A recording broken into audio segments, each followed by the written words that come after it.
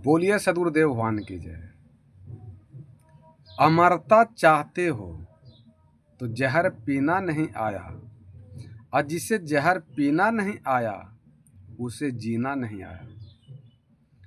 आज इस धरती पर मनुष्य सुख, शांति, आनंद, प्रेम, व्यवहार से पूरे परिवार में जीवन तो बिताना चाहते हैं, रहना चाहते हैं कि हमारे जीवन में, परिवार में आनंद हो, सुख हो, शांति हो, कलह कलेश, चिंता, टेंशन नहीं हो। ये धरती के प्रत्येक प्राणी इंसान चाहते हैं, और उसको प्राप्त करने के लिए अलग अलग तरीका इस्तेमाल भी करते हैं, उपयोग भी करते हैं, तलाशते हैं, लेकिन मिल नहीं पाता है सुख शांति। तो अगर आप अमरता चाहते हैं तो जहर पीना नहीं आया, और जिसे जहर पीना नहीं आया उसे जीवन जीना नहीं आया। तो अगर बाजार वाला कीटनाशक अगर जहर पिएंगे तो आदमी का जीवन समाप्त हो सकता है, मर सकता है। लेकिन सदगुरु कबीर साहब कह रहे हैं कि कौन जहर पीना है? जो पत्नी के द्वारा कटुक वाणी बोला जाता है वो क्या जहर से कम है? जिसे अपने पत्नी का कटुक वाणी को पीना सीख गए, पचाना सीख गए, वही धरती पर सुख शांति से जी सकते हैं, अन्यथा नहीं। जो पति के द्वारा पत्नी के ऊपर कटुक शब्द का इस्तेमाल किया जाता है, गलत व्यवहार किया जाता है, गलत आचरण किया जाता है, अगर पत्नी वो जहर पीना सीख गई तो ये जीवन जी सकते हैं आसान से, उससे फिर कोई नहीं रोक सकता। जो माता पिता के द्वारा पुत्र को कड़ा कड़ा शब्द के बात बोलते हैं, विचार जो सुनाते हैं, वो जहर अगर पीना सीख गया परिवार, बच्चा, तो वो जीवन जी सकता है। पुत्र के द्वारा जो कठोर वाणी, आलोचना किया जाता है, अगर उसको पिता सह लिए, वो जहर पी लिए, तो आप जी सकते हैं। क्योंकि जो कठोर वाणी है वो जहर से कम नहीं है। तो बेटा बेटी, पति पत्नी, दादा दादी, माता पिता, गांव घर, समाज के द्वारा जो आपको कड़ी आलोचना होता है, जो जहर मिलता है निंदा शिकायत का, वो जहर अगर आप पीने का कला नहीं सीखे तो आप धरती पर जीवन जी नहीं सकते हैं। इसलिए आप चाहते हैं अमरता, चाहते हैं जिंदगी, चाहते हैं सुख शांति चाहते हैं, तो आपको परिवार के द्वारा जो कटुक वाणी बोला जाता है वो जहर अगर पीना सीख गए तो आप जीवन जी सकते हैं। समाज के द्वारा, परिवार के द्वारा, या किसी भी क्षेत्र में, भक्ति के भी क्षेत्र में जाइएगा, साधु संत की भक्ति, तो वहाँ भी आपको कड़ा आलोचना होगा। तो आलोचना, निंदा शिकायत जो जहर पी सकते हैं वो जहर से कम नहीं है। जो दूसरे द्वारा कटुक वाणी, आलोचना किया जाता है, निंदा शिकायत, वो जहर से कम नहीं है। वो तो बाजार वाला जहर पिएगा तो आदमी समाप्त हो जाएगा, मर जाएगा एक ही दिन में। लेकिन अगर आपको जिंदगी जीना है धरती पर, तब 1 घंटा नहीं, रोज नहीं, 30 दिन आपको जहर पीना पड़ेगा अगर जीवन जीना चाहते हैं। तो अब बिना जहर पी ले आप इस संसार में जीवन जी नहीं सकते हैं। इसलिए सदगुरु कबीर साहब कहते हैं किसी विचार ने कि अगर अमरता चाहते हो तो जहर पीना नहीं आया, और जिसे जहर पीना नहीं आया उसे जीवन जीना नहीं आया। इसी को सदगुरु कबीर साहब कहते हैं कि खोद खाद धरती सहे, काटे कूटे बनराय, कुटिल बचन कोई संत सहे, और से सहा न जाए। जो धरती पर सहता है वही महान बनता है, उसी का आचरण सही हो सकता है, दूसरा कोई उपाय नहीं है, कोई विकल्प नहीं। आप सोचते हैं कि हम बलवान बने, मजबूत बने, चरित्रवान बने, ताकतवर बने, तो सोचते हैं कि काजू किशमिश सेब संतरा खाएंगे तो ताकतवर हो जाएंगे, मजबूत हो जाएंगे, नहीं होइएगा। लेकिन जो आपको माता पिता, पति पत्नी के द्वारा जो ठोकर, आलोचना, निंदा शिकायत होता है, अगर वो खाने के लिए आप सीख गए, वो सहने के लिए सीख गए, तो आप किसी भी मंजिल को आप प्राप्त कर सकते हैं। फिर आपको कोई रोक नहीं सकता है, वो मंजिल पर प्राप्त करने से आपको कोई रोक नहीं सकता है। हर हाल में आप बहुत मजबूत, ताकतवर, शक्तिशाली मनुष्य हो सकते हैं। कौन भोजन से? जो आपको गांव घर समाज परिवार में आलोचना होता है, कठोर वाणी बोला जाता है, और आपका निंदा शिकायत होता है, वो अगर आप भोजन करना सीख गए, पचाना सीख गए, खाना सीख गए, तो फिर काजू किशमिश खाने से कुछ नहीं होगा। फिर सारा आपको एनर्जी इतना आ जाएगा, ताकत, कि किसी भी मंजिल पर आप पहुंच सकते हैं। फिर आपको कोई रोक नहीं सकता। तो जीवन जीने के लिए खोद खाद धरती से है। जैसे धरती को हम माता क्यों कहते हैं कि इसके ऊपर बोरिंग कर दीजिए, मकान बना लीजिए, जितना तरह के गंदा कर देते हैं वो सब सह लेते हैं धरती माता। इसलिए माता को हम, धरती को माता कहते हैं। जंगल को काट करके टेबल कुर्सी बना लेते हैं, लेकिन वो नहीं बोलते हैं, इसलिए उनको हम, वन को भी देवता देवी कहते हैं। खोद खाद धरती से है, कूट काट बन रहा है, और कुटिल बचन कोई संत से है, और से सहा न जाए। क्योंकि संत के पास ज्ञान, बुद्धि, विवेक, संयम, नियम, करुणा आ जाता है इतना कि वो सब संसार के परिवार की जितना तरह कड़ा बात बोलता है वो सह लेता है, क्योंकि उनके हृदय में सत्य है। अगर आपकी आलोचना को, कटुक वाणी को नहीं सहते हैं तो उनका सत्य भ्रष्ट हो जाएगा, सत्य खत्म हो जाएगा। इसलिए ये मत समझिए कि हम उसको दबा दिए, कमजोर उसको मत समझिए। वो केवल परमात्मा के सत्य पर चलने के चलते गांव घर समाज का वो आना ताना, निंदा शिकायत वो सुन लेता है। इसका मतलब ये समझिए कि वो बहुत कमजोर है या वो डर गया, ऐसा नहीं है। वो अपने सत्य को बचाने के लिए, धर्म को बचाने के लिए, भगवान को माने परम तत्व परमात्मा के प्राप्त करने के लिए वो सबको कड़ी आलोचना सह रहा है। तो सह रहे हैं, इसका मतलब ये मत समझिए कि वो आपका माने डर के मारे या यो है। तो इस संसार पर जो व्यवहार आप दूसरे के साथ चाहते हैं कि उससे साथ हमारा अच्छा व्यवहार हो, तो जो व्यवहार आप दूसरे के साथ अच्छा चाहते हैं वही व्यवहार आप दूसरों को भी दीजिए। तो जो आप दीजिएगा वो कई गुना आपको बढ़ के आपको मिलेगा। लेकिन ऐसा होता नहीं है, और घर में कलह कलेश चिंता टेंशन होता है, लड़ाई झगड़ा होता है। उसका वजह क्या है कि सत आदमी को झूठ आदमी झुकाना चाहता है। जो घर में गलत कर्म कर रहा है और वो अपने को अच्छा साबित करने के लिए सही आदमी को वो जबरदस्ती उसको झुकाना चाहता है कि हम सही हैं। जो गलत है वो कह रहा है कि हम सही हैं, और जो सही है वो सही होने के बावजूद भी गलत होता है, चूंकि वो झुक जाता है। क्योंकि कबीर साहब का इन है कि मूर्ख के समझाते, मूर्ख के समझाते ज्ञान गाठ का जाय, और कोयला भय न उजला, नौमन सामुन लाए। कि जैसे मूर्ख को व्यक्ति को समझाइए तो कभी समझ नहीं सकता है, आपका पूरा ज्ञान अंदर से नष्ट हो जाएगा, चला जाएगा। लेकिन मूर्ख आदमी नहीं समझ सकता। कैसे? जैसे कोयला में कितनों साबुन लगा दीजिए, आपका साबुन करिया हो जाएगा, लेकिन कोयला उजला नहीं हो सकता है। इसलिए संत की भाषा संत ही जाने, ज्ञानी का भाषा ज्ञानी ही जान सकता है, एक सत्संगी का भाषा सत्संगी ही जान सकता है, एक विवेकी का भाषा विवेकी ही जान सकता है, अज्ञानी मूर्ख व्यक्ति नहीं जान सकता है। इसलिए सदगुरु कबीर साहब कहना है कि हंस की गति हंस ही जाने, क्या जाने कोई कागरे। हंस की भाषा को हंस ही जान सकता है, संत की भाषा को संत ही जान सकते हैं, ज्ञानी के भाषा को ज्ञानी ही जान सकते हैं, विवेकी के भाषा को विवेकी ही जान सकते हैं। जिसका आचरण, रहन सहन, खान पवित्र हो सकता है, वो जिसका सत्य है वही समझ सकते हैं, जो गलत हो समझ नहीं सकते हैं, कदापि नहीं समझ सकते हैं। इसीलिए कबीर साहब कहते हैं कि मूर्ख के समझाते ज्ञान गाठ का जाय, और कोयला भय न उजला, 100 मन सामुन लाए।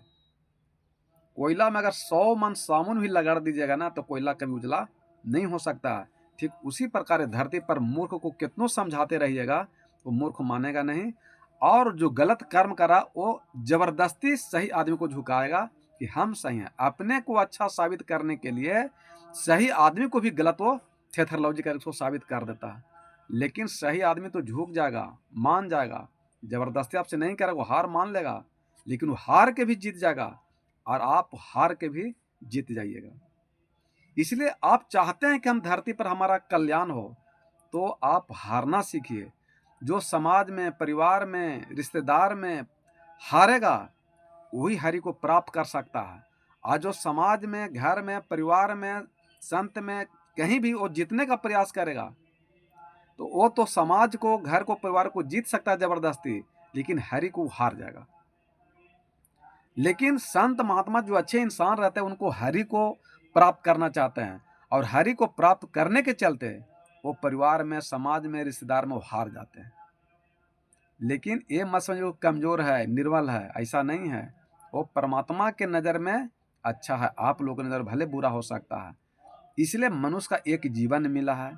आप अपने घर में अच्छा व्यवहार संस्कार से जीवन को जी लीजिए, माता पिता को भी निभा लीजिए, पति को भी निभा लीजिए, पत्नी को निभा लीजिए, पुत्र को भी निभा लीजिए, बहू को भी निभा लीजिए और घर में आनंद से सुख शांति से जीवन व्यतीत कीजिए, तो आपका जीवन मंगलमय हो सकता है। लेकिन होता क्या है, जिसे एक कथा के माध्यम से समझाते हैं कि एक घोड़ा का व्यापारी जा रहा था, यही गर्मी का महीना था, जेठ का, और पहले के ज़माना में रेहड़ चलता था ना, रेहड़ की बैल घूमता था चरखी से और पानी कुआं से निकलता था। तो सोचा कि हम यहाँ पर घोड़ा को पानी पिला दें। तो जो किसान रेहड़ चला रहा था उससे बोला व्यापारी कि किसान भैया, हम घोड़ा को जरा पानी पिला दें और हम भी पानी पी लें। तो धरती पर किसान से बड़ा कोई साधु नहीं है। वो कहते हैं कि कभी प्यासे को पानी पिलाया नहीं, बाद अमृत पिलाने से क्या फायदा। कभी गिरते हुए को उठाया नहीं, बाद गले मिलाने से क्या फायदा। जो प्यासा को पानी पिला दे वही पुण्य है, मरने के बाद अमृत पिलाने से क्या फायदा है। जो भूखल के भोजन खिला दे तो उससे बड़ा आनंद क्या है। वो गंगा तंगा नहाए चाहे मत लगा, उससे कल्याण हो। इसलिए संत, जो साधु संत जो होते हैं, उससे बड़ा किसान है।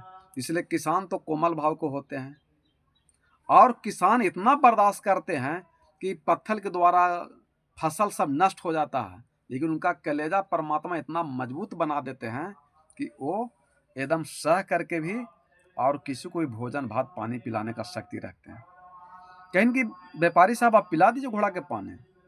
तो किसान के कहने के ऊपर घोड़ा को पिलाने गया पानी, लेकिन जब वो चरखी घूमता है तो चों चों चों चों आवाज़ करता है, समझे, वो चों चों आवाज़ करता है।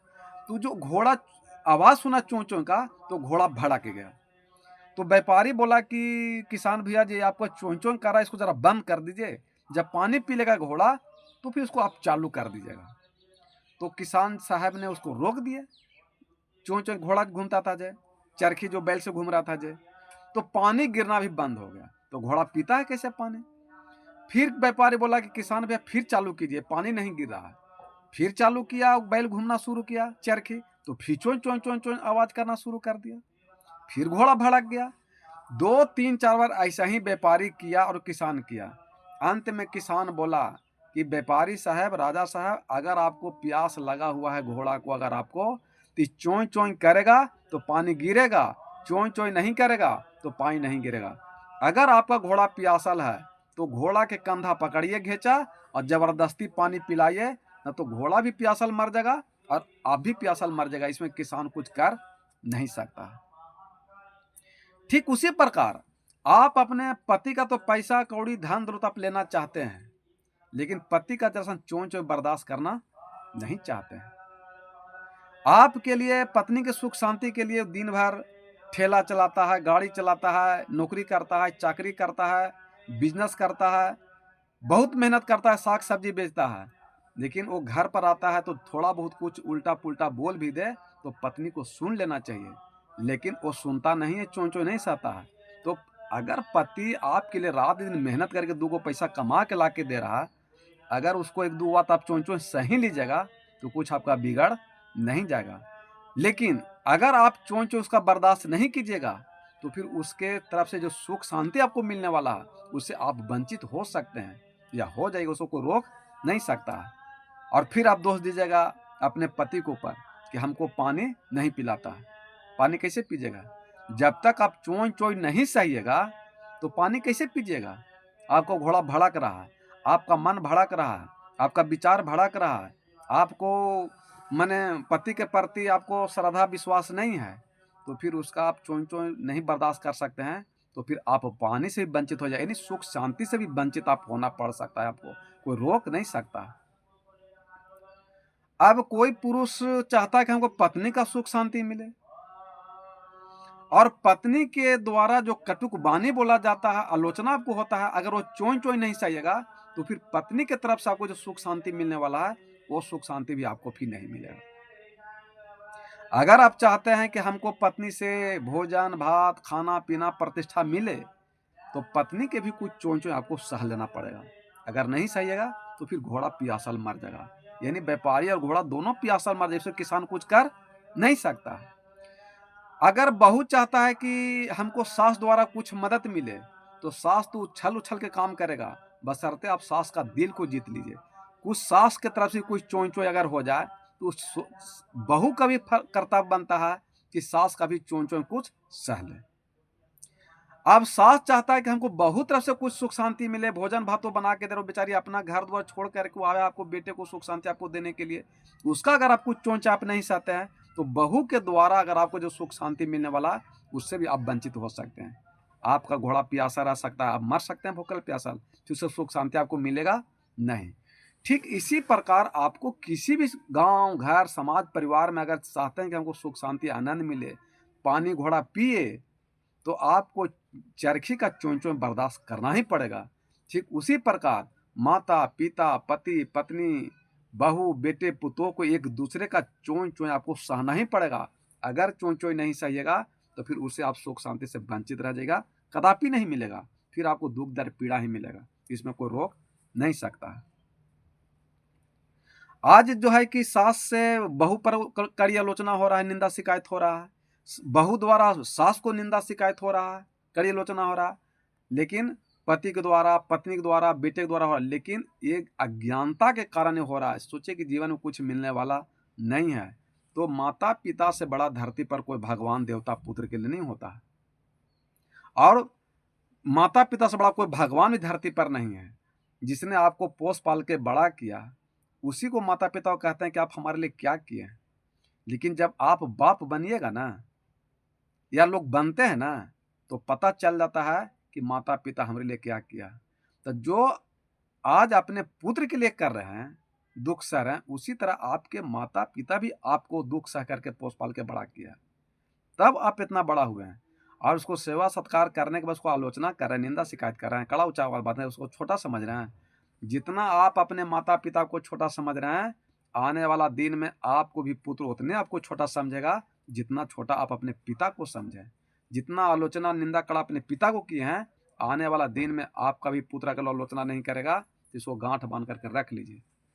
इसलिए कि इस सृष्टि का विधान है, नियम है कि मनुष्य जो बोता है धरती पर जमीन में वही काटता है।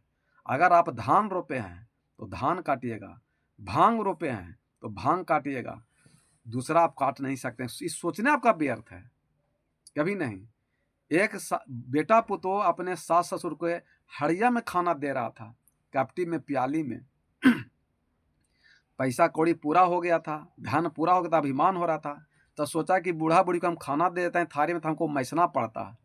तो बूढ़ा बूढ़ी को बाहर झोपड़ी में डाल दिया, खगड़ा के करकट टीना की झोपड़ी बना दिया, और कुम्हार के यहाँ से पूरा प्लेट ले आया, मिट्टी का प्लेट बर्तन, और उसी ने बेटा पुतो खाना देना शुरू किया अपने सास ससुर का। देखिए बेटा के कि पत्नी दे रहा है हड़िया में खाना मिट्टी का बर्तन में, लेकिन उस पति को सूझ नहीं रहा कि मेरे बाप को हड़िया में खाना दे रहा है केवल अपना सुख शांति के लिए। उसी रोज में खाना दे, और खाना खाने के बाद मैंने बर्तन में से नहीं पड़े। एक दिन उसका पोता जो 5-6 बरस के था, घूमते घूमते वो झोपड़ी के पास चला गया जहां उसका दादा दादी रहते थे। तो पोता देखा, कहीं कि दादा दादी आप इधर हैं झोपड़ी में, आप इतना बड़ा मकान बनाए हैं, जमीन बनाए हैं, और आप झोपड़ी में कैसे हैं। कहीं कि क्या कहें बेटा, दादा दादी का आंख से आंसू बह गया, बड़ी रोने लगा। कहीं कि क्या करें, हम नहीं जानते थे कि इतना हमारा बेटा नालायक होगा, इतना जानते तो जो बच्चे से खटिया पर टेल देते तब मर जाता। एक बीता के था ना, जहना खटिया पर से टेल देता माता पिता, तब कहाँ चला जाते पता नहीं चलता। लेकिन माता पिता से धरती पर कोई भगवान नहीं है। भगवान आपको सुख भी देंगे और भगवान आपको दुख भी देंगे, लेकिन माता पिता पुत्र को केवल सुख देता है, दुख नहीं देता। इसीलिए माता पिता को भगवान कहा गया। भगवान माँ बाप से बढ़ के जग में कोई दूजा नहीं खजाना, जिसने तुझे जन्म दिया रे, दिल उसका नहीं दुखाना। है तुलना। इसलिए शास्त्र वेद कहता है कि मातृदेवो भव, पितृदेवो भव, आचार्य देवो भव, अतिथि देवो भव। कि माता देवी है, पिता देवता है, आचार्य साधु संत महात्मा देवता है, और अतिथि देवो भव, जो बिना तिथि के आपके दरवाजा पर आ जाए वो भी देवता है। पहले तो तेरी माँ ने 9 माह गर्भ से ढोया, सीने का दूध पिलाया, जब जब बंदे तू रोया। बड़ा कर्ज है माँ का तुझ पर, तेरा फर्ज है कर्ज चुकाना। जिसने तुझे जन्म दिया रे, दिल उसका नहीं दुखाना। एक रात तुम्हारी माँ ने बाहों में तुझे है झुलाया, खुद गीले में सोई तुझे सीने पे सुलाया। इस जन्म मरण के जग से चाहे तू मुक्ति पाना। जिसने तुझे जन्म दिया रे, दिल उसका नहीं दुखाना। माँ बाप की शरण से बढ़ के कोई स्वर्ग नहीं है दूजा। सब छोड़ के तीर्थ मंदिर कर ले माँ बाप की पूजा। इस जन्म मरण के जग से चाहे तू मुक्ति पाना। जिसने तुझे जन्म दिया रे, दिल उसका नहीं दुखाना। माँ की दुआ कभी खाली नहीं जाती, माँ दुआ दे या बदुआ मगर भगवान से टाली नहीं जाती। 4 बच्चों के पोस पाल लेती है माँ, मगर 4 बच्चों मिलके एक माँ को नहीं पोस पाल पाता। माँ से कुछ कम नहीं बंदे, होता है पिता का दर्जा, कोई भी चुका नहीं पाया अपने माँ बाप का कर्जा। बड़ा कर्ज है माँ का तुझे पर, बड़ा कर्ज है माँ का तुझे पर, तेरा फर्ज है कर्ज चुकाना। माँ बाप से बढ़ के जग में कोई दूजा नहीं खजाना। जिसने तुझे जन्म दिया रे, दिल उसका नहीं दुखाना। है कोई जोड़? इस भजन को काट सकते हैं। और जिस माता पिता ने आपको एड़ी चोड़ी करके इतना पोस पाल के बड़ा किया, उसी को आप निंदा शिकायत कर रहे हैं, झोपड़ी में रख दिए हैं, प्याली में कपटी में भोजन दे रहे हैं। वो पूरा दादा दादी रोने लगा देख करके, तो पोता बोला कि दादा दादी तुम रोवो नहीं, मैं 4 दिन में हाल सुधार दूंगा। 4 दिन में हाल सुधार दूंगा। मनुष्य अगर चाहते हो कि मेरा हाल सुधरे, तो आप अपना चाल को सुधार लीजिए, हाल अपने आप सुधर जाएगा। आप चाहते हैं कि मेरा दशा सुधरे, तो आप अपना दिशा को चेंज कर लिए, तो दशा अपने आप चेंज हो जाएगा। पोता क्या किया कि वो जिसमें दादा दादी खाना खाती थी, वो प्लेट को ले जाके महल में जाके रखने लगे, जोर कर करके किनारे वो कोना में जाकर के रखना शुरू कर दिया। तो उसको माँ देखा कि अरे बेटा, ये दादा दादी खाता है प्लेटवा मटिया वाला ढक्कन माँ, रूम में काहे ला के रख रहा बेटा? क्या इनकी माता जी, आज तो मान लिया कुम्हार है तो दादा दादी को उसमें आप खाना दे रहे हैं प्याली में, माने मिट्टी का पात्र में। लेकिन अगर हम आपके समय में या बड़ा जब हम हो जाए, आप लोग जब बूढ़ा बूढ़ी होइएगा, वो घड़ी कुम्हार के कारण अगर ये प्याली प्याली अगर बर्तन नहीं बनेगा, तो आपको हम खाना किस में देंगे माँ जी? आपको हम फिर थाली में कहाँ दें, हमको बर्तन में पड़ेगा ना। इसलिए ये प्याली का जो बर्तन है ना, ये जो माने मिट्टी का बर्तन, इसको अभी जोर करके रख रहे हैं, ताकि बिहान आने वाला दिन में भी भोजन इसी में आपको देंगे। अब तो माता को लगा चनका भनका करे, बाप रे, जो हम कर रहे हैं वो हमारा बच्चा देख रहा है। जो आप अपने माता पिता के साथ कर रहे हैं, आपका पुत्र देख रहा है। जो आप अपने माता पिता के साथ अन्याय कर रहे हैं, वो अन्याय आप सहने के लिए तैयार हो, जिसको कोई काट नहीं सकता। धरती पर एक अकाट सत्य है। भ्रम मत रहिए कि आप रोप रहे हैं आम, तो आम ही खाइएगा। रोपिएगा बबूल, तो बबूल ही आपको काटेंगे गड़ेगा। आप किसी को सुख दे रहे हैं तो आपको सुख मिलेगा, आप किसी को दुख दे रहे हैं तो आने वाले दिन आपको दुख ही मिलेगा, सुख मिलने वाला नहीं है। इसलिए आप अपने माता पिता को मान सम्मान इज्जत प्रतिशत दीजिए। शाम को उसका पति आया नौकरी कर करके, कहीं कह जी माता पिता की जल्दी घर से अंदर लाओ, जल्दी अंदर घुसाओ, हाल हमारा बेटा सब सीख रहा है, ये स्थिति बड़ी खराब होने वाला है, ये घर ज़्यादा दिन चलने वाला नहीं है। जो हम लोग सास ससुर को भोजन जो झोपड़ी में कर करके दे रहे हैं, ये प्याली में माने मिट्टी के बर्तन में, वो हमारा पुत्र देख रहा है। और देखिए कोना में सब बर्तन रख रहा है मिट्टी का, इसी में भोजन देने के लिए हम लोग को बेटा कह रहा। वो झटपट गया, अपने झोपड़ी कवारा, माता पिता को पकड़ा, गोड़ पकड़ा, माफ़ी मांगा, कहें कि पिताजी माताजी चलिए रूम में। आए घर में, फिर खाना खाने लगे, रूम में पंखा चल रहा है, आराम से खा पी रहा है, ये बर्तन में भोजन भात मिलना शुरू किया। फिर पोता गया, कहें दादा दादी जी क्या हाल चाल है, कहें बेटा तुम तो मेरा सारा हाल सुधार दिया। लेकिन आज क्या है, रास्ते चल रहे हैं, पूछते हैं कि क्या हाल चाल है, कहेंगे ठीक है कि चकाचकी खचा खच कोई जानता है। क्या हाल कहूँ अपने घर का, सुख साधन है पर चैन नहीं। घर में बहुए और बच्चे हैं, नौकर भी अच्छे अच्छे हैं, नोटों के भरे समुंदर है, सुख साधन है पर चैन नहीं। बेटा बेटी पति पत्नी धन दौलत सब है, लेकिन सुख शांति नहीं है। किसके कारण? वो आलोचना के कारण, कटुक वाणी के चलते, आचरण व्यवहार सही नहीं रहने के चलते घर में सारा सुख शांति है, माने घर में सारा सुख सुविधा है, लेकिन सुख शांति नहीं है। इसलिए अमरता चाहते हो तो माने जहर पीना नहीं आया, और जिसे जहर पीना नहीं आया उससे जीवन जीना नहीं आया। इसलिए आप माता पिता पति पत्नी के द्वारा जो कटुक वाणी को भी बोला जाता है उसको पी लीजिए, तो आप धरती पर जीवन जी सकते हैं, आनंद से रह सकते, दूसरा कोई उपाय नहीं है। हमारे गुरुदेव कहते हैं कि एक जगह हम प्रवचन करने के लिए गए थे, तो पदरौनी में गए थे, तो एक किसी घर में नुके हुए थे, मैंने ऊपर कोठा पर बैठे का स्थान हमको मिला था, ठहरने के लिए, नुकने के लिए नहीं, ठहरने के लिए मिला था, वहाँ ठहरे हुए थे हमारे गुरुदेव जी। तो खिड़की से देखे नीचे की एक सास और बहू पूरा जबरदस्त झगड़ा कर रहे हैं, दोनों झोटा झोटी झाड़ा झाड़ू मारा मारी पूरा कर रहे थे। लड़ते लगड़ते 10 मिनट बाद कहीं पुतोहिया कहा कि असल तू बाप के हाथ हमार सामान तू मत छुइया, तो ससुइयो कहते कि असल बाप के तू तो हमरो सामान तू मत छुइया। और यही बात पर दोनों में विवाद समाप्त हो गया, झगड़ा समाप्त हो गया। सुबह सुबह का बात था, गुरुदेव हमारे ऊपर रूम में बैठे थे, खिड़की द्वारा देख रहे थे। ये प्रवचन में हमारे गुरुदेव कहते रहते हैं, वही बात आप लोग को भी हम बता रहे हैं, क्योंकि गुरु के बिना तो ज्ञान होगा नहीं।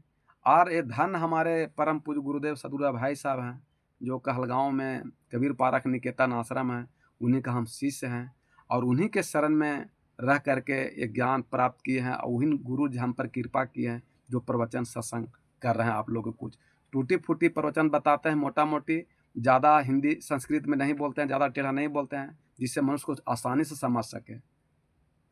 जैसे इंडिया मैच खेल रहा है, तो चाहे छक्का मार के जीत जाए, या चौका मार के जीत जाए, या 3 रन लेके जीत जाए, या 2 रन लेके जीत जाए, या 1-1 रन लेके जीत जाए, अगर जीत का 1-1 रन से भी लेके जीत रहा है उसको भी जीत कह सकते हैं, और जो छक्का मार मार के जीत रहा है उसको भी जीत कह सकते हैं, और चौका मार के जीत रहा है उसको भी जीत कह रहे हैं। लेकिन जो कोई चौवा छक्का मार करके भी हार रहा उसको हारना कहते हैं।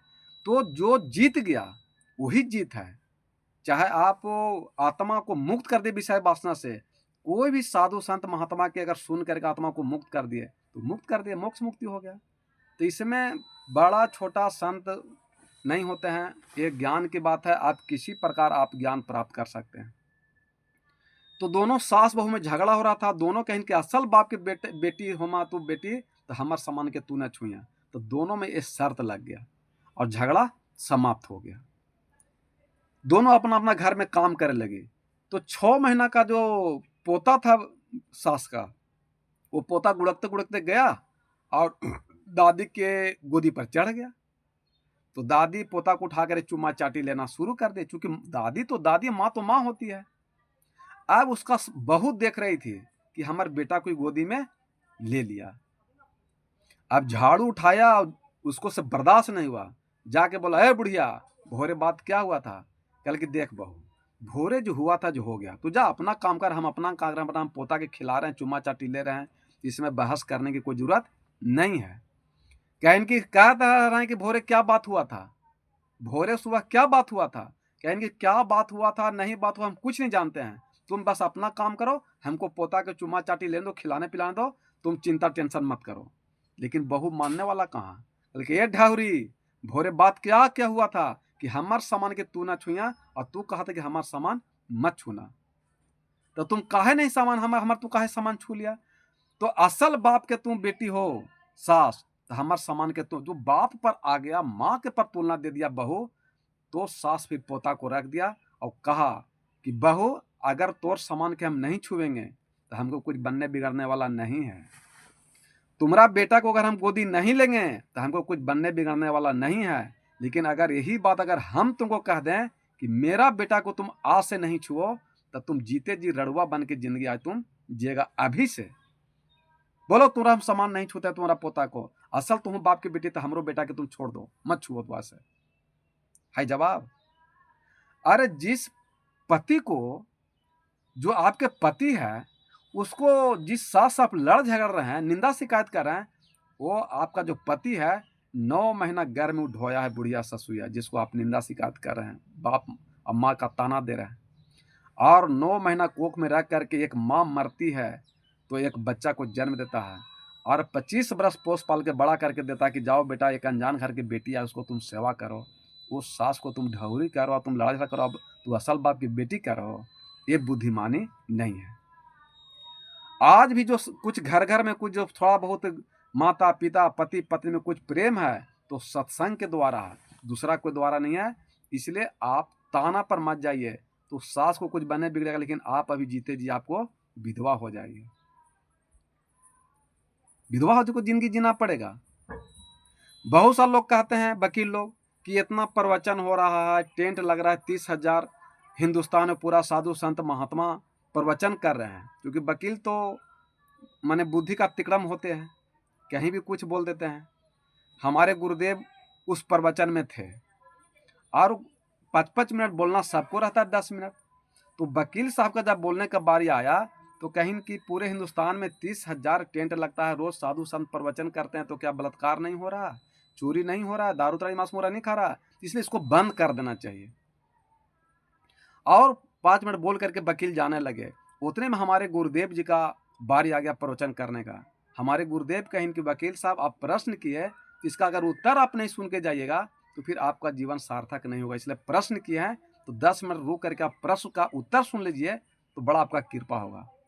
हमारे गुरुदेव वकील साहब को रोकी और कहीं कि आपका मानना है कि पूरे धरती पर साधु संत महात्मा 30,000 टेंट लग रहा है, फिर भी चोरी बलात्कार लड़ाई झगड़ा लूटमार हो रहा, मांस मुर्गा खा रहा है, तो इसको बंद कर देना चाहिए। हमारे गुरुदेव कहीं कि इस देश में हॉस्पिटल है कि नहीं, तो वकील साहब से कहीं कि इस देश में हॉस्पिटल है कि नहीं, कहीं कि हाँ है। तो इतना हॉस्पिटल होने के बावजूद भी लोग अभी बीमारी से ग्रस्त हैं कि नहीं, तो है, तो क्या हॉस्पिटल बंद कर देना चाहिए? इतना हमारे देश में स्कूल है, प्रोफेसर हैं, टीचर है, यूनिवर्सिटी है, कॉलेज है, तो क्या हमारे देश में आज भी अनपढ़ों की कमी है कि नहीं अनपढ़? तो क्या स्कूल बंद कर देना चाहिए? हमारे देश में जज है, बीडीओ है, एसपी है, डीएम है, पूरा इतना थाना कोर्ट कचहरी है, तो क्या बलात्कार लूट मार नहीं हो रहा? तो क्या एसपी दरोगा थाना कोर्ट को बंद कर देना चाहिए? तो हमारे गुरुदेव कह रहे हैं वकील साहब कि इसको बंद कर दिया जाए, थाना पुलिस को, कोर्ट कचहरी को, हॉस्पिटल को बंद किया जाए, दवा दारू मेडिकल को बंद कर दिया जाए, स्कूल कॉलेज मास्टर यूनिवर्सिटी को बंद कर दिया जाए, तो आज भी डॉक्टर रहने के बावजूद भी, सुई दवाई रहने के बावजूद भी आज भी रोगी का कमी नहीं है।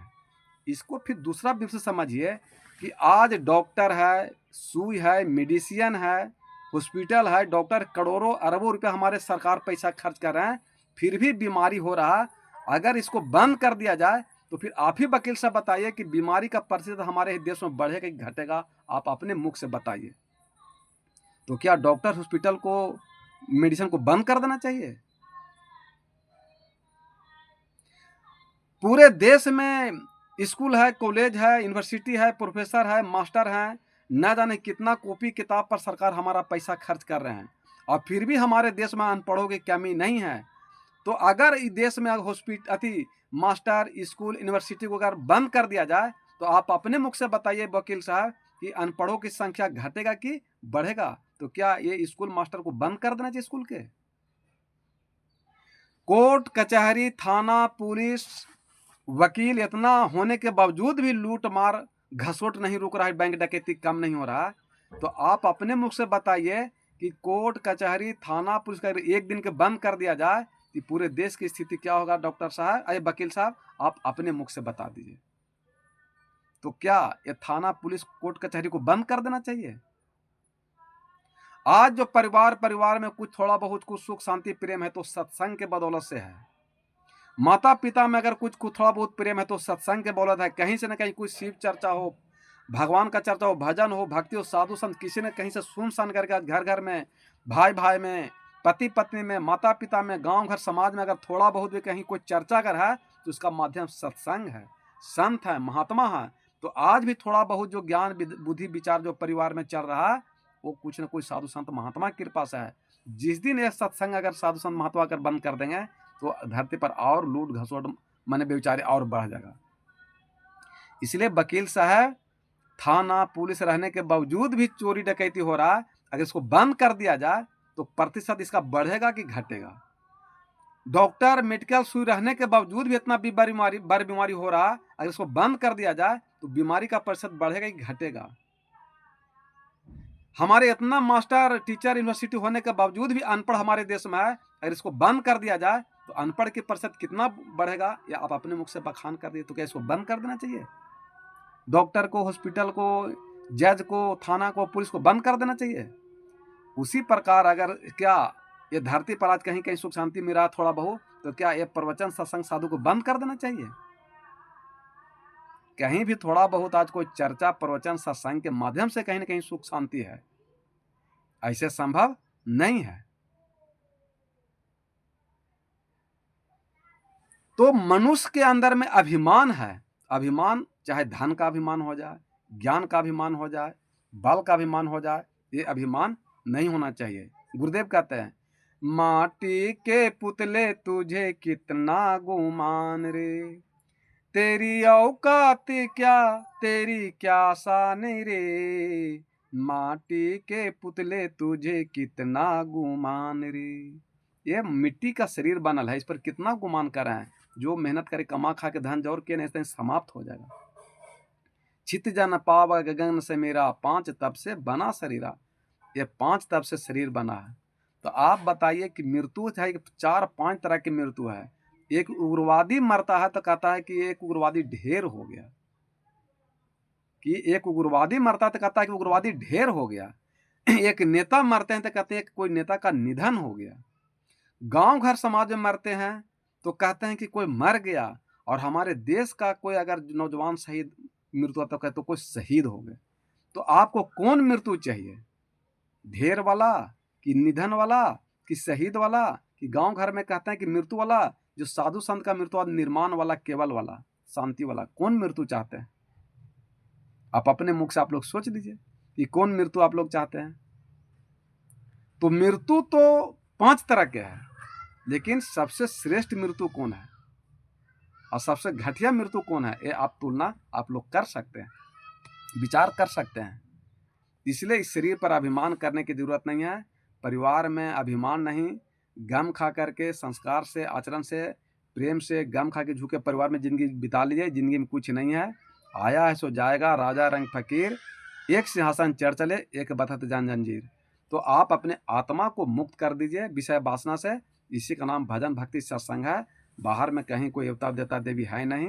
जो आपके अंदर में जो आवाज निकल रहा है वही परमात्मा है। जो वेद शास्त्र में जो कलम चला, कोई लिखा तो कहाँ से लिखा? ये अंदर अंतर आत्मा से आवाज निकला, ये बानी बोला और हाथ कलम से चला, हाथ से लिखाया। तो ये आवाज बोल रहा कहाँ से? अंदर से। ये आवाज यहाँ से निकल रहा और कलम चल रहा है। इसलिए अगर ये बोलने वाला नहीं रहता तो ये आवाज़ कहाँ से निकलता, और ये आवाज़ नहीं निकलता, ये मन नहीं होता, कलम कहाँ चलता। इसलिए जो भी वेद शास्त्र जहाँ से लिखा है ये यहीं से निकला है। इसलिए जब हमको किताब भले चुप है, लेकिन किताब से पढ़ करके आप चुप नहीं रह सकते हैं। वेद शास्त्र भले चुप है, लेकिन वेद शास्त्र पढ़ के आप चुप नहीं रह सकते हैं। इसलिए अगर आप चाहते हैं, अमरता चाहते हैं, तो जहर पीना नहीं आया, और जिसे जहर पीना नहीं आया उसे जीवन जीना नहीं आया। तो आप अपने घर में सुख शांति से जीना चाहते हैं, आनंद से जीना चाहते हैं, प्रेम से जीना चाहते हैं, संस्कृत जीना चाहते हैं, तो पति पत्नी बेटा पुतो माता पिता दादा दादी गांव घर समाज से प्रति कुछ आलोचना होता है, कोई कटुक बात कोई बोल देते हैं, कोई अशब्द बोल देते हैं, तो उस जहर को पीने के लिए अगर आपको कला हो गया तो फिर आप अमरता पा सकते हैं, सुख शांति प्राप्त कर सकते हैं, आप अपने जीवन में आनंद प्राप्त कर सकते हैं। लेकिन अगर ये जहर पीना नहीं आएगा तो आप जीवन में कभी सुख शांति प्राप्त नहीं कर सकते हैं। इसलिए अमरता चाहते हैं तो जहर पीना नहीं आया, और जिसे जहर पीना नहीं आया उसे जीवन जीना नहीं आया। इसलिए आप अपने अच्छे कर्म से, संस्कार से, आचरण से, चरित्र से आप अपने आत्मा को, जीवन को, परिवार को धन कर दीजिए, तो आपका भी जीवन धन हो जाएगा, परिवार का भी जीवन धन हो जाएगा, और सब पूरा परिवार में आनंद से जीवन। क्योंकि मनुष्य का मुख्य उद्देश्य है परम सुख शांति, और परम सुख शांति प्राप्त करने के लिए लोग जागता पूजा पाठ व्रत उपवास कर रहे हैं। उससे विशेष कुछ इंसान को नहीं चाहिए। जो भी धरती पर लोग भजन भक्ति पूजा पाठ सत्संग कर रहे हैं, उसका एक ही उद्देश्य है, परम सुख शांति आनंद, परम सुख शांति आनंद। तो ये जो बर्फ है तो बर्फ पदार्थ है, लेकिन शीतलता उसका गुण है। अग्नि पदार्थ है, लेकिन दहकता उसका गुण है। और मिठास पदार्थ है, मीठा पदार्थ है, लेकिन मिठास उसका गुण है। उसी प्रकार अगर आप में अंदर में शांति आ गया, परम शांति आ गया, आनंद आ गया, करुणा आ गया, तो वो शीतलता जो परम शांति है, तो शीतलता पदार्थ है और परम शांति उसका गुण है। तो अगर आपको परम शांति हो गया, आनंद हो गया, मन में शांत विचार हो गया, तो आपको परमात्मा नहीं मिले? परमात्मा को मिलेंगे। जब आपको सुख शांति ही चाहिए, आनंद नहीं चाहिए, कलह टेंशन नहीं चाहिए, और आपके परिवार में, आपके जीवन में सुख शांति आनंद मिलना शुरू हो गया, जो संसार का गलत बात को सहने का आपको शक्ति हो गया, तो फिर आप परम शांति मिल गया, तो परमानंद नहीं मिले? तो परम शांति ही जड़ है, और परमानंद परमात्मा है, उसका गुण है। तो अगर आपको परम शांति मिल गया तो परमात्मा मिल गया, ईश्वर मिल गया, भगवान मिल गए। तो उनको अनुभव करने का चीज़ है। इसलिए शंकर भगवान कहते हैं कि उमा कहूँ मैं अनुभव अपना, सत्य हरि भजन जगत सब सपना। शंकर भगवान अनुमान की भक्ति नहीं बता रहे हैं, अनुभव की भक्ति बताते हैं कि अनुभव, तो अनु मैंने प्रयोग करना, भव मैंने पीछे। जैसे आपके सामने हम खाना रख दें, तो बिना खाना खाए हुए बता दीजिए कि कैसा स्वाद है, लेकिन खाना खाने के बाद में जो स्वाद मिलता है वो आप परिवार को बता सकते हैं कि तीता था कि मीठा था कि नमक जना रहा था कि नहीं जना रहा था। ठीक उसी प्रकार जब आप परम शांति, परम तत्व परमात्मा को प्राप्त कीजिएगा, अनुभव मिलेगा, तो जो पूजा पाठ ध्यान साधना कीजिएगा, तो पूजा पाठ ध्यान साधना करने के बाद जो आपको आनंद मिलेगा, वो अनुभव शंकर भगवान बता रहे हैं कि वो परम सुख शांति आनंद मिलता है। तो भजन भक्ति सत्संग ध्यान साधना नहीं कीजिएगा तो ये परम शांति परमानंद कहाँ से प्राप्त कीजिएगा? ये पूजा पाठ से प्राप्त नहीं होगा। तो उमा कहा हूँ मैं अनुभव अपना, सत्य हरि भजन जगत सब सपना। एक हरि का भजन भक्ति ही सत्य है, साधु संत के सत्संग में जाना ही सत्य है, और बाकी ये संसार सपने के समान है। जो सपना है उसको आप अपना मान रहे हैं, और जो अपना हरि है, परमात्मा चेतनातम है, उसको आप पराया समझ रहे हैं। इसलिए मनुष्य धन दौलत बेटा बेटी पति पत्नी होने के बावजूद भी सुख शांति नहीं मिला, कलह कलह चिंता टेंशन में बीत रहा है। इसलिए अमरता चाहते हैं तो आप जहर पीना सीख जाइए। जो आपके परिवार के द्वारा कटुक वाणी बोला जाता है, आलोचना किया जाता है, निंदा शिकायत किया जाता है, अगर वो सह लिए, वो अगर पी लिए, तो फिर आप अमर पद प्राप्त कर सकते हैं। अगर वो जहर पीना नहीं आया तो आप परम तत्व परमात्मा प्राप्त नहीं कर सकते हैं। मरना आसान है, लेकिन धरती पर जीना बहुत कठिन है। आत्महत्या करना तो आसान है, आत्महत्या कर लीजिएगा, लेकिन धरती पर जिंदगी जीना बहुत कठिन है। किसी के लिए प्राण देना आसान है, लेकिन किसी के लिए धरती पर जीना बहुत मुश्किल है। भरत जी कहीं थे राम से कि भैया जो मांगे आपको कहिए तो हम यही क्षण प्राण दे देते हैं। राम जी बोले थे कि भरत, प्राण देना सरल बात है, लेकिन किसी के लिए धरती पर आकर के जीना बहुत कठिन है, कठिन है। मरना आत्महत्या करना आसान है, आसान चीज़ है, लेकिन आप परिवार के लिए ज़िंदगी में जी करके दिखा दीजिए, ये बहुत कठिन है। इसलिए श्री रामचंद्र जी रामायण में कहते हैं कि भरत, मरना आसान है, प्राण देना आसान है, लेकिन परिवार के लिए जीना बहुत कठिन है। तो वो भरम तोड़े राम जी भरत के। तो ये मत समझिए कि भरत जी को लगा कि हम राम से केवल प्रेम कर रहे हैं, और वो प्रेम में अहंकार उनको हो गया था। इसलिए राजा जनक जी उनको कहीं कि भगवान हारते हैं और भक्त जीत जाते हैं। तो भरत के प्रेम में राम जी हार गए। जनक जी कहें कि भरत का पलड़ा भारी है, चूंकि भगत के बस में है भगवान। तो भगत के चलते भगवान हार जाते हैं, और वहां पर भरत जी जीत गए, राम हार गए। लेकिन वो पिता का वचन मानने के लिए वनवास में गए थे। इसलिए कहीं राम कि भरत, तुम तो जीत गया, जीतने वाला ऊंचा पर बैठता, नीचा नहीं बैठता है। लेकिन हम तुमको, पिताजी के कारण हम वनवास में आए, अगर हम राजा ही बन जाते हैं तो मेरे पिताजी का वचन झूठ हो जाएगा, और हम सब चारों भाइयों का जीवन कायर की तरह हो जाएगा। इसलिए तुम अभी जब तक हम वनवास में रहते हैं, अगर तुम हमसे प्रेम किए हो, राम से, अगर तुम हमको भगवान मानते हो, गुरु मानते हो, तो तुम जा करके राज करो, और जैसी वनवास समाप्त हो जाएगा मैं तुमसे राज ले लूँगा।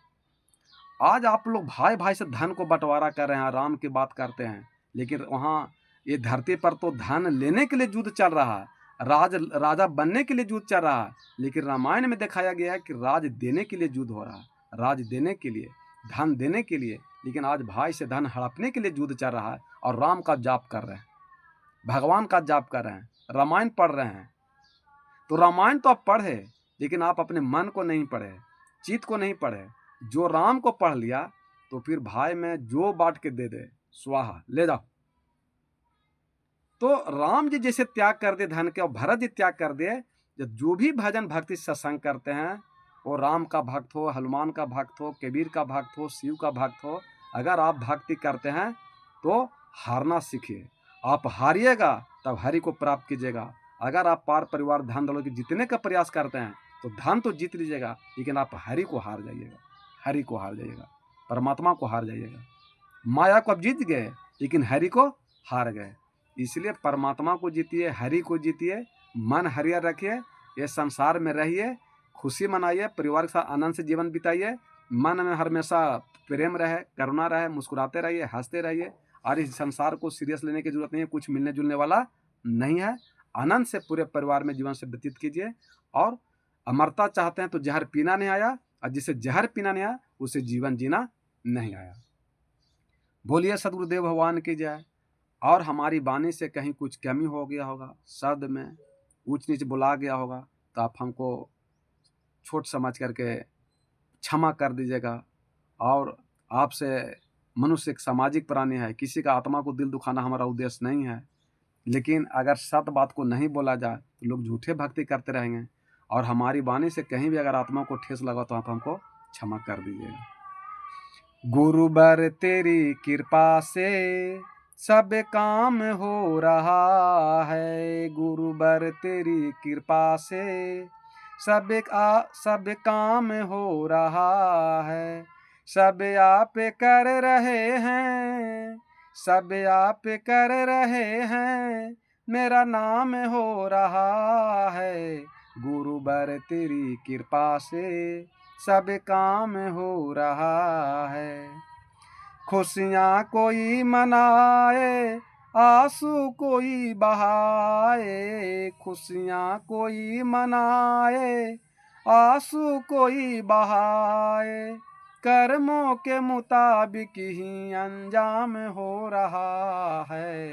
गुरुबर तेरी कृपा से सब काम हो रहा है, गुरुबर तेरी कृपा से सब काम हो रहा है। गुरुबर तेरे नाम को जो बदनाम करने आए, देखो जगत में खुद ही बदनाम हो रहे हैं। गुरुवर तेरी कृपा से सब काम हो रहा है, गुरुवर तेरी कृपा से सब काम हो रहा है। सब आप कर रहे हैं, मेरा नाम हो रहा है, सब आप कर रहे हैं, मेरा नाम हो रहा है। बोलिए सदगुरुदेव भगवान की जय। कबीर सूरज निकेतन, मानपुर गया, लखनपुर से मैं वाणी को बोलता हूँ। ये यूट्यूब चैनल है का नाम है, और हमारी वाणी से अगर कहीं कुछ गलती बोला गया तो कृपया क्षमा कर दीजिएगा, आपसे हम माफ़ी मांगते हैं। और मिस्टेक से कहीं बोला जाए तो उससे हम कसम नहीं खा सकते हैं, और मोटा मोटी बात से प्रवचन करके हम समझाने का प्रयास करते हैं कि जो मुख्य बात है बताते हैं कि घर में कैसे सुख मिलेगा, शांति मिलेगा, आनंद मिलेगा, प्रेम मिलेगा, पति में, पत्नी में, बेटा में, पुतों में कैसे प्रेम हो, कैसे जीवन जी सकते हैं, मोटा मोटा आपको बताते हैं। तो पहले ही बोले कि मैच चाहे छक्का मार के जिता दीजिए, चाहे चौका मार के जिता दीजिए, चाहे 1 रन लेके जिता दीजिए, जीत होता है। तो चाहे महीन बात को सुन करके आप आत्मा को प्राप्त कर लिए, या संस्कृत में बात सुन करके आत्मा को प्राप्त कर लीजिए, या कोई साधारण बात को सुनकर भी आत्मा को आप मुक्त कर दीजिए विषय वासना से।